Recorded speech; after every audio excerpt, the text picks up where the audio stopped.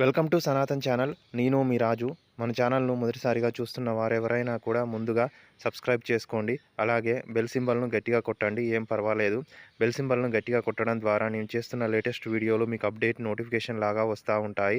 ఈరోజు మీకు చెప్పాలనుకుంటున్న విషయము మన తెలుగువారు మర్చిపోతున్నటువంటి తెలుగు క్యాలెండర్ గురించి చెప్తున్నాను. తెలుగులో ఉన్నటువంటి తెలుగు క్యాలెండర్ను మనము ప్రస్తుతము ఇంగ్లీష్ క్యాలెండరు వచ్చిన కారణంగా తెలుగు క్యాలెండర్లను ఎక్కువగా ఉపయోగించడం లేదు. కానీ వాస్తవానికి తెలుగు క్యాలెండర్లో చాలా విషయాలు మన ప్రాచీన భారతీయులు పొందుపరిచారు. ఆ తెలుగు క్యాలెండర్లో మనకు తెలుగులో వారాలు ఆదివారము, సోమవారం, మంగళవారం, బుధవారం, గురువారం, శుక్రవారం, శనివారము అని వారంలో 7 రోజులు ఈ పేర్లు పెట్టడం జరిగింది. వాస్తవానికి ఈ 7 పేర్లు పెట్టినటువంటి ఈ 7 రోజుల పేర్లు కూడా గ్రహాల పేర్లు. ఆదివారమును భానువారం అంటాము. భానువారము మనకు సూర్యభగవానునికి సంబంధించింది. సోమవారము మనకు శివునికి సంబంధించినటువంటిది. మంగళవారము మంగళ గ్రహానికి సంబంధించినటువంటిది. బుధవారం బుధ గ్రహానికి సంబంధించిన పేరు. గురువారం గురుగ్రహానికి సంబంధించిన పేరు. శుక్రవారం శుక్రగ్రహానికి సంబంధించిన పేరు. శనివారము శని గ్రహానికి సంబంధించిన పేరు. ఈ విధంగా 7 గ్రహాల పేర్ల మీదుగా 7 రోజులకు పేర్లు పెట్టి మన ప్రాచీన భారతీయ మహర్షులు ఋషులు 7 రోజులను మనకు 7 వారాల పేర్లుగా ఇచ్చారు. 7 గ్రహాలను 7 వారాల పేర్లుగా మనకు రూపొందించారు. అలాగే తెలుగులో 12 నెలలు ఉన్నాయి.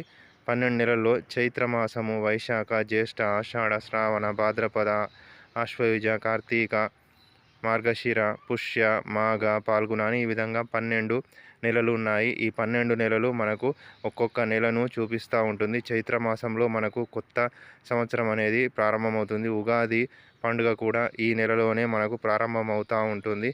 అలాగే పాల్గొన మాసంలో మనకు ఈ 12 నెలలు పూర్తయి కొత్త సంవత్సరానికి దారి అనేది సుగమమవుతుంది.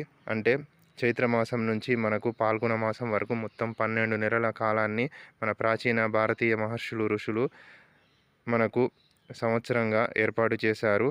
మీరు కనుక ఈ తెలుగు క్యాలెండర్లను తెలుగు పద్ధతులను పాటిస్తుంటే నాకు కామెంట్ సెక్షన్లో తెలియజేయండి. అలాగే మనకు 60 పేర్లతో 60 సంవత్సరాల పేర్లను భారతీయులు ప్రాచీన మహర్షులు ఋషులు మనకు ఏర్పాటు చేశారు.